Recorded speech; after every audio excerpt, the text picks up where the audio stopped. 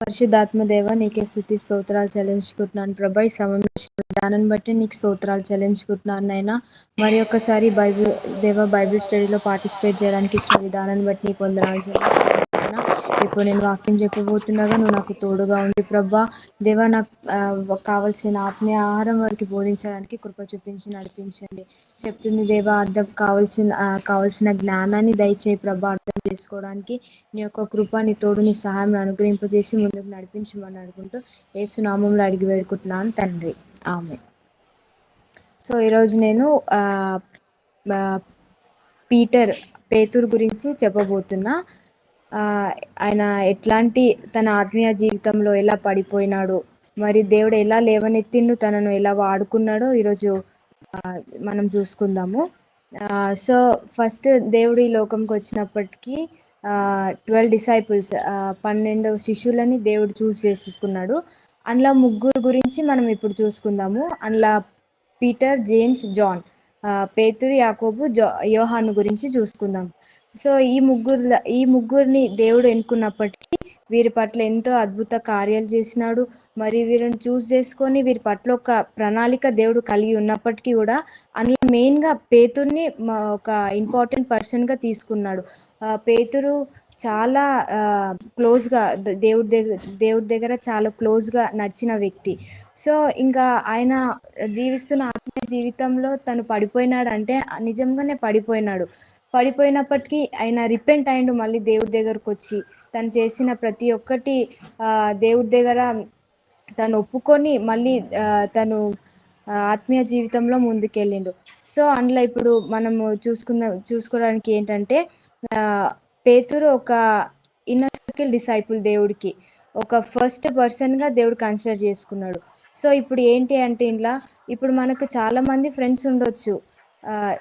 పేతురు కూడా ప్రతి ఒక్కటి ఏమొచ్చినా దేవుడి దగ్గర చాలా క్లోజ్గా ఉండి ప్రతి ఒక్కటి దేవుడితో తను చెప్పుకునేవాడు.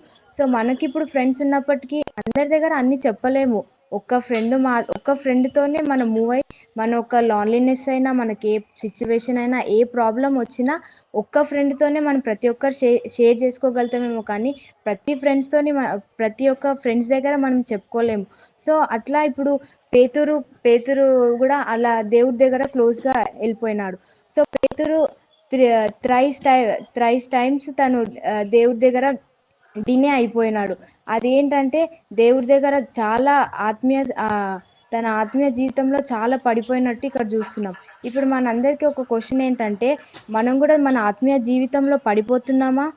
నిజంగా అంటేనే ప్రతి ఒక్కరం పడిపోతున్నాం. మన ఆత్మీయ జీవితంలో మనం పడిపోతున్నాం. దాన్ని బట్టి దేవుడు ఎంతగానో మనల్ని మోటివేట్ చేస్తూ దేవుడు ఎంతగానో లేవనెత్తుతున్నాడు.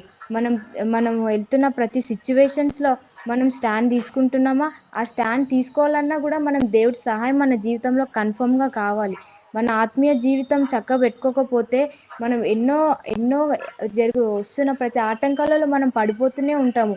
సో మనం మాత్రం చాలా స్టాండ్గా నుంచోవాలి. మనం దేవుని నమ్ముకున్న బిడ్డలం కాబట్టి ప్రతి ఒక్కటి దేవుడు ఒక సహాయం అడుగుతూ మనం ప్రతిరోజు ముందుకు పోవాలి. అలాగే కూడా పీటర్ కూడా కొన్ని సిచ్యువేషన్స్లో కింద చాలా డౌన్ఫాల్ అయినప్పటికీ ఆయన సహాయం కోరుకున్నాడు. దేవుడి సహాయం కోరుకొని ముందుకు వెళ్ళిపోయినాడు.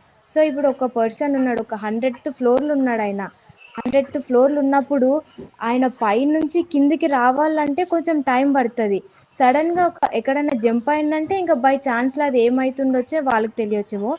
బట్ 100th ఫ్లోర్ నుంచి కిందికి రావాలన్నప్పుడు మనం స్టెప్స్ లిఫ్ట్ యూజ్ చేసుకుంటే టైంకి రీచ్ అవ్వగలుగుతామేమో, కానీ అటు ఇటు అవుతామేమో, కానీ టైంకి అయితే రీచ్ అవ్వలేము. మన స్పిరిచువల్ లైఫ్లో కూడా మనం కొన్నిసార్లు పడిపోతామేమో.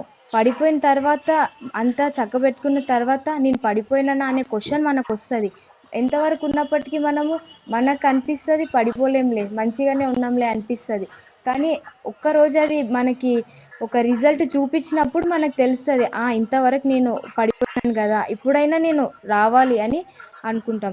సో పేతురు కూడా మార్నింగ్ లేచినప్పటి నుంచి తన డే అయిపోయేంత వరకు ప్రతిరోజు దేవుడి తట్టే చూస్తూ దేవుడు ఒక అద్భుతమైన కార్యాలే తన జీవితంలో చూసినాడు. సో మనం కూడా దేవుడికి క్లోజ్ అయ్యి మనం కూడా దేవుడి కార్యాలు ప్రతిరోజు చూస్తూ ఉండాలి. సో ఇట్లా పేతురు తన జీవితాన్ని కొనసాగించుకున్నాడు. అయితే తను చేసిన ప్రతి తప్పు తను అంటే రికలెక్ట్ చేసుకున్నప్పుడు ఆయనంతట ఆయన అనుకుంటున్నాడు. నిజమేనా? నేను దేవుని ఇట్లా ఈ మాటలతో అన్నానా? నా నోటితో నేను ఇట్లాంటి మాటలు మాట్లాడినా అని తను మొత్తం రికలెక్ట్ చేసుకున్నప్పుడు అదొక పెద్ద ప్రాసెస్. అది వెంటనే జరగలేదు. అలాగే కూడా దేవుడు చెప్పిండు.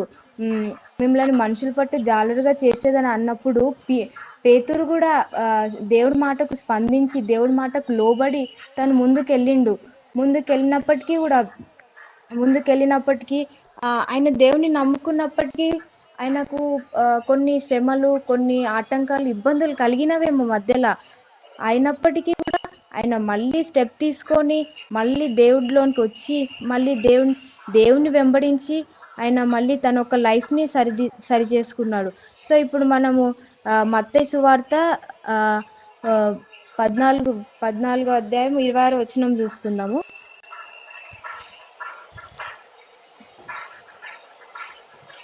ఎవరైనా చదువుతారా?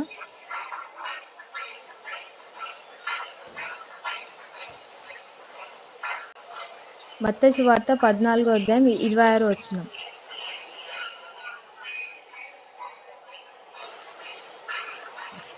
సరేనండి.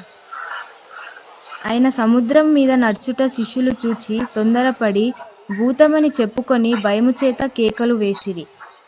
సో ఇక్కడ ఏంటి అంటే దేవుడు ఫస్ట్ డిసైపుల్స్ని పంపించిండు. మీరు వెళ్ళండి, తర్వాతకు నేను వస్తాను మీ తర్వాత అని చెప్పిండు. చెప్పినప్పటికీ దేవుడు నీటి మీద నడుచుకుంటూ వచ్చినప్పుడు ఏ శిష్యులు కూడా గుర్తించలేకపోయారు. ఏదో భూతం వస్తుందిలే అని వాళ్ళు ఒక దానిలో ఉన్నారు. కానీ దేవుడు అని వస్తున్నాడని ఈవెన్ పేతురు చాలా క్లోజ్గా ఉండే డిసైపుల్ దేవుడి దగ్గర.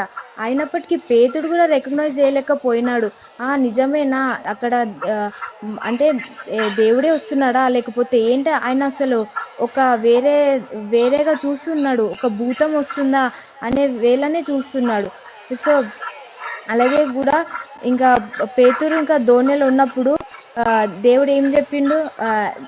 నేనే అతని అని ఇక్కడ ఏం చెప్తున్నాడంటే భయపడకుడి, ధైర్యం తెచ్చుకొని ఉండు అని వారితో చెప్పాను. పేతురు, ప్రభువా నీవైతే నీళ్ళ మీద నడిచి నీ యొద్దకు వచ్చుటకు నాకు సెలవిమ్మని ఆయనతో చెప్పాను. నీవైతే అని పేతురు దేవునికి క్వశ్చన్ వేసినప్పుడు అక్కడ నీవైతే అనగానే డౌట్ వచ్చింది. ఎందుకు అసలు డౌట్ వచ్చింది ఇక్కడ? ఎందుకు నా ప్రజలు నన్ను నమ్ముకున్న వారిలో సందేహం ఎందుకు వస్తుంది అని దేవుడు అంటున్నాడు.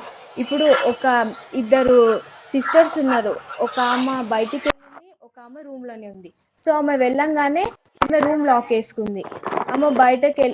రూమ్ లాక్ వేసుకొని ఆమె బయటకు వెళ్ళి ఆమె అనుకున్న పని చేసుకొని మళ్ళీ తన రూమ్కి రిటర్న్ అయినప్పుడు వచ్చి డోర్ కొడుతుంటే లోపల ఉన్న ఆమె డోర్ తీయదు. ఎందుకు? ఆమెలో ఒక సందేహం ఉంటుంది. ఆమెలో ఒక సందేహం ఉండొచ్చేమో, ఇప్పుడు పోయిన ఆమెనే వచ్చిందో లేకపోతే వేరే ఆమె వచ్చిందో అని డోర్ తీయకుండా ఆమెలో ఒక సందేహం ఉండేది. ఎందుకుంది అంటే ఇప్పుడు కరెక్ట్ పర్సన్ వస్తుందా లేదా అనే ఒక క్వశ్చన్ మార్క్తో ఆమె ఉంది. అందుకే దేవుడు కూడా చెప్తున్నాడు, మీలో సందేహం ఉంటే ఆ సందేహంను విడిచిపెడితే మాత్రమే మీరు నా యొక్క కార్యాలను చూస్తాడు. అందుకే దేవుడు నమ్ముట నీ వాళ్ళైతే నమ్మువానికి సమస్తము సాధ్యమని వాక్యం సెలవిచ్చింది. అందుకే మన లైఫ్లో ఏదన్నా చేస్తున్నామంటే ఎట్లాంటి సందేహం ఉండకూడదు. దేవుడు ఆ కార్యాన్ని జరిపిస్తాడు. ఆ కార్యాన్నితోని మేము ప్రతి ఒక్కటి ముందుకు వెళ్ళగలం అని మనం ఒక నమ్మకం అనేది ఉండాలి. సో అలాగే పేతురు కూడా ఎన్నిసార్లు పడిపోయినప్పటికీ దేవుడు ఇంకా లేవనెత్తుతూనే వచ్చి ప్రతి ఒక్క విషయంలో పేతురుని ఎంతగానో బలంగా ప్రతి విషయంలో వాడుకున్నాడు. అలాగే కూడా ప్రతి విషయంలో మనము ప్రార్థన పూర్వకంగా ఉండి మనం ముందుకెళ్ళాలి. సో థ్యాంక్ యూ ఈ యొక్క టైం ఇచ్చినాను.